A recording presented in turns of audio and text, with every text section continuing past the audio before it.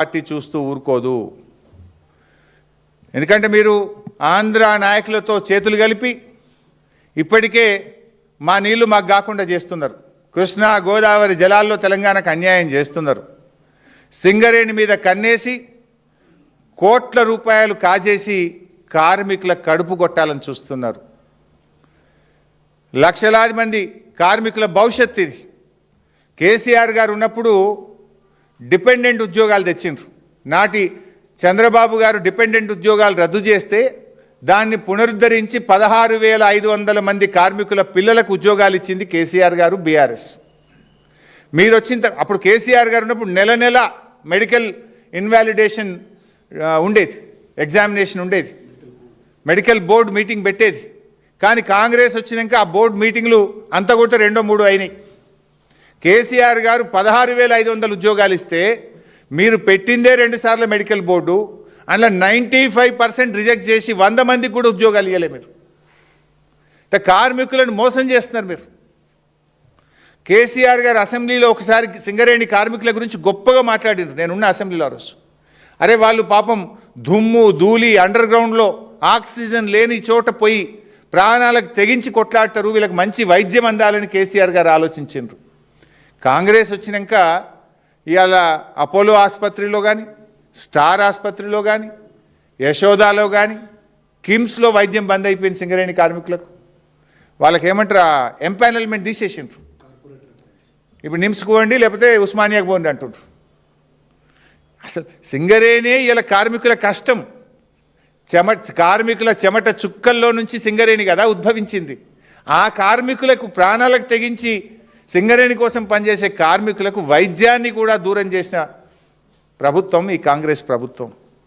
అరే కొన్ని వేల మందికి కేసీఆర్ గారు ప్లాట్లు ఇచ్చిండ్రు, సింగరేణి ప్లాట్లు ఇచ్చి రెగ్యులరైజ్ చేసి వాళ్ళని ఒక ఇంటి వాళ్ళుగా కేసీఆర్ గారు చేస్తే 2 ఏళ్లలో కాంగ్రెస్ ప్రభుత్వం ఒక్క ప్లాట్ అన్ని ఇచ్చిందా? ఒక్కరికన్నా సర్టిఫికేట్ ఇచ్చిందా?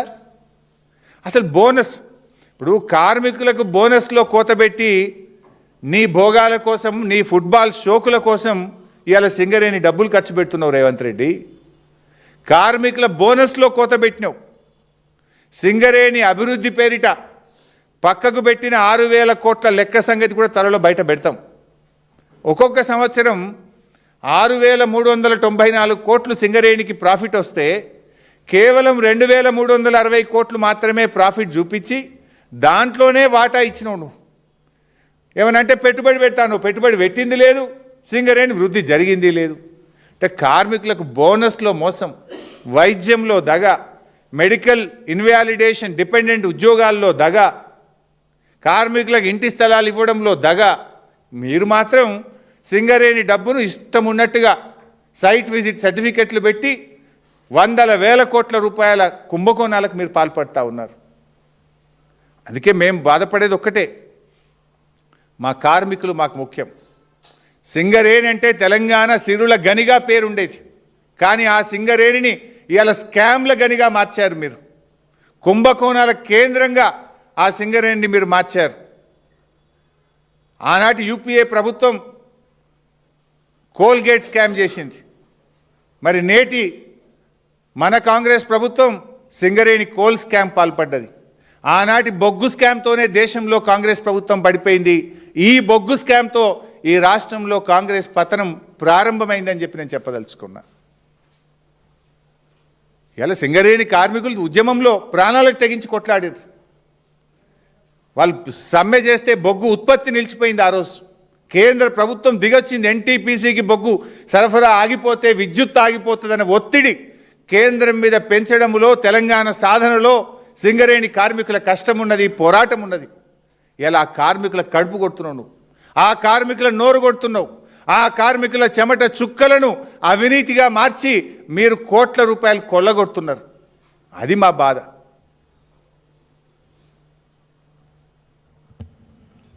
సైట్ విజిట్ సర్టిఫికెట్ షరతు లేకుండా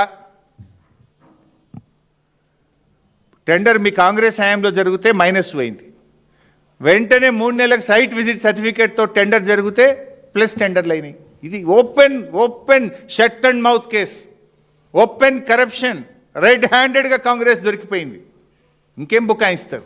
ఈమెయిల్స్ ఉన్నాయి, ఫోటోలు ఉన్నాయి, వాట్సాప్లు ఉన్నాయి, వీడియోలు ఉన్నాయి. ఇంకేం కావాలి? ఇంకా ఎంతకాలం బుకాయిస్తారు? పారదర్శకత అంటూ మాట్లాడిన భట్టి గారు కేవలం, నేను అడుగుతున్న భట్టి గారు, కొంతమందికే సైట్ విజిట్ సర్టిఫికెట్లు ఎందుకు ఇచ్చారు, మిగతా వాళ్ళకి ఎందుకు ఇవ్వలేదు? బయట పెట్టండి. ఎన్ని ఈమెయిల్స్ వచ్చినాయో బయట పెట్టండి. ఎంతమంది సైట్ విజిట్ చేసినారు, ఎంతమందికి సర్టిఫికెట్లు ఇచ్చినారో బయట పెట్టండి. నిన్నటి భట్టి గారి ప్రెస్ మీటు సమాధానాలు చెప్పడం కంటే సమర్థించుకునే ప్రయత్నమే ఎక్కువ చేసినారు. ఇవన్నీ చూపించుకుంటూ ఇందులో ఏమున్నది, బట్టలు ఉతికే వాషింగ్ మిషన్కు సైట్ విజిట్ సర్టిఫికేట్ ఉంది, డిఫెన్స్ వాళ్ళు ఇచ్చిండ్రు, నేను సింగరేణిలో ఓబీ బ్లాక్ పెట్టేంది అంటాడు. ఎక్కడన్నా అలా ఓబీ బ్లాక్ ఉందా నువ్వు చూపించిన దాంట్లో? సరే, భట్టి గారంటే మాకు కూడా చాలా గౌరవం. ఆయన చాలా సీనియర్ కాంగ్రెస్ నాయకులు, 30-40 ఏళ్ళ నుంచి కాంగ్రెస్ పార్టీలో ఉన్నారు. వారి కుటుంబం అంతా కూడా కాంగ్రెస్ పార్టీలో ఉన్నది. అత్యున్నత హోదా పొందే అవకాశం ఉన్నటువంటి నాయకుడు భట్టి గారు.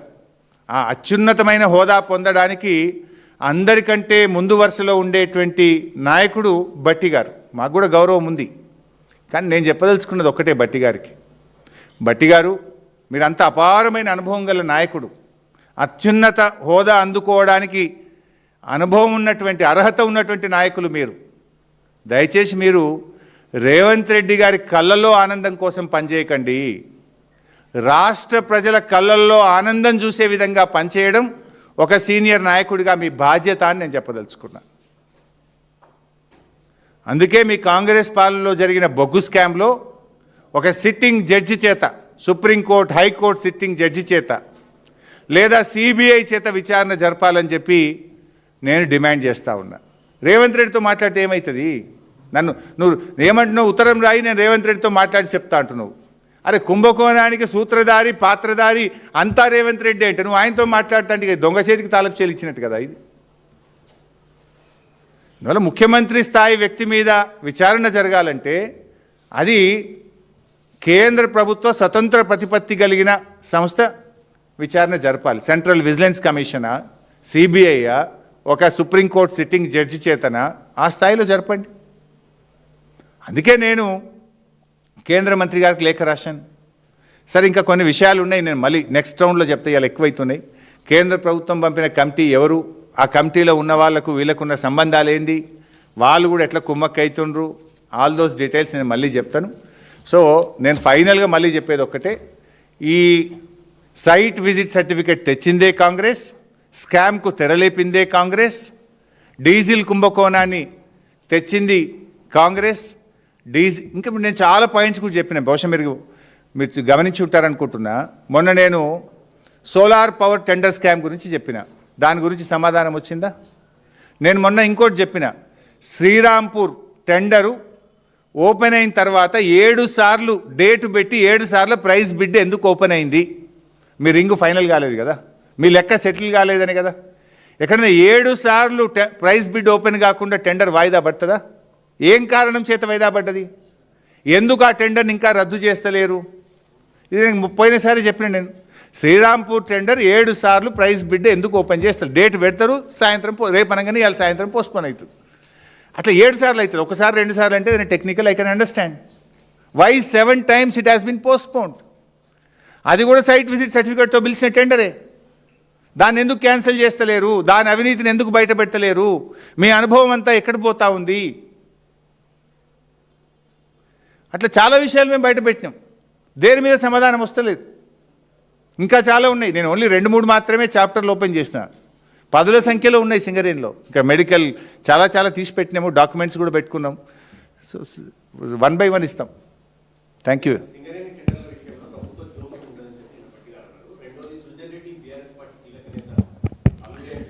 స్ట్రైట్గా అడుగుతున్నా, సృజన్ రెడ్డి రేవంత్ రెడ్డి బామ్మర్దా కాదా?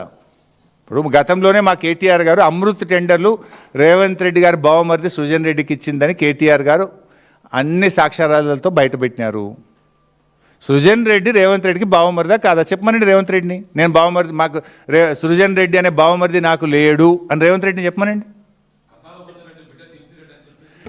భాషాబ్ నేను ఒక్కటి చెప్తున్నాను, రేవంత్ రెడ్డి బావమరిదా కాదా? Let Sujan Reddy say or let Revanth Reddy say నేను బావమరిదిని కాదని ఆయన చెప్పమని, నాకు బావమరిది లేడని రేవంత్ రెడ్డి చెప్పమని. ఆ రోజు గురించి మీకు ఏదన్నా అనుమానాలు ఉంటే ఏ ఎంక్వైరీ అయినా చేసుకోండి. ఇప్పుడు చేస్తలేరా? కాళేశ్వరం మీద ఎంక్వైరీ చేస్తుండ్రు. అసలు మీరు చేయని ఎంక్వైరీ ఉన్నదా ఏమన్నా? ఇప్పటికీ 100 ఎంక్వైరీలు వేసిండ్రు బీఆర్ఎస్ మీద, 100 ఎంక్వైరీలు వేసిండ్రు. చేసుకోండి, అది మీరే గవర్నమెంట్లో ఉన్నారు కదా. మేము రాష్ట్రంలో అధికారంలో లేము, కేంద్రంలో అధికారంలో లేము. కేంద్రంలో కూడా మీ దోస్తే ఉన్నాడు. మీదంతా బడే బై చోటే బై గవర్నమెంటే కదా. బైసాబ్ ఈ విషయం ఇంకా చాలా ముందుకు పోతుంది. పాత రోజుల్లో అయితే ఇట్లాంటి అవినీతి వచ్చినప్పుడు నిజాయితీగా రాజీనామా చేసిన సందర్భాలు ఉన్నాయి. నిజాయితీగా పదవి నుంచి తప్పించుకొని స్వతంత్రంగా విచారణ జరిపిన సందర్భాలు ఉన్నాయి. కానీ ఇక్కడ ఏమైందంటే బట్టిగారి కంటే కూడా రేవంత్ రెడ్డి లబ్ధిదారుడు ఉన్నాడు. సరే, అందులో బట్టిగారి పాత్ర ఎంత, రేవంత్ రెడ్డి పాత్ర ఎంత అనేది విచారణలో బయటకు రావాలి. లబ్ధిదారుడు ఎవరు? రేవంత్ రెడ్డి బావమరిది.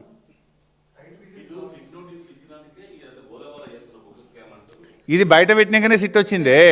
నోటీస్ ఫస్ట్ వచ్చిందా, స్కామ్ ఫస్ట్ వచ్చిందా? స్కామ్ ఫస్ట్ బయటకు వచ్చింది. స్కామ్ పొద్దుగాల నేను బయట పెట్టాగానే సాయంత్రం నాకు ప్రేమ లేకొచ్చింది. తెల్లారి కేటీఆర్ గారు రాత్రికి మాట్లాడితే పొద్దుగాల వచ్చింది. ఇప్పుడు మాట్లాడినాం కదా, మళ్ళీ ఒకటి వస్తుంది రేపు ఎల్లుండో. మేము దానికేం బాధపడేది లేదు. Will fight. మేము ప్రాణాలకు తెగించి కేసీఆర్ గారి నాయకత్వంలో పోరాడినటువంటి కార్యకర్తలం మేము. కేసీఆర్ గారు మాకు పోరాటాలు, త్యాగాలు, సేవ చేయడమే నేర్పింది తప్ప మాకేమి ఇది నేర్పలే. 100% నేనే చెప్తే కదా, 7 సార్ల ప్రైస్ బిడ్ ఎందుకు ఓపెన్ అవుతలేదు? దాని వెనుక ఉన్నది ఏందో బయట పెట్టిను. Why don't you cancel the tender? అది కూడా సైట్ విజిట్ సర్టిఫికేట్తోనే ఉంది కదా. ఇప్పుడు 9E బ్లాక్ టెండర్ మాట్లాడినారు బైసాబ్. బీఆర్ఎస్ టైంలో కూడా 9E బ్లాక్ టెండర్ పిలిచినాం. బీఆర్ఎస్ పిలిచినప్పుడు 9E బ్లాక్ టెండర్లో సైట్ విజిట్ సర్టిఫికేట్ ఉందా? ఉంటే బయట పెట్టు. బీఆర్ఎస్ టైంలో వచ్చిందంటున్నావు కదా. మరి బీఆర్ఎస్ హయాంలో 9E బ్లాక్ టెండర్ పిలిచినప్పుడు సైట్ విజిట్ సర్టిఫికేట్తో మేము పిలిచినామా? ఉంటే బయట పెట్టు. లేదు, మీరు పెట్టింది. ఇప్పుడు మా హయాంలో లేదు.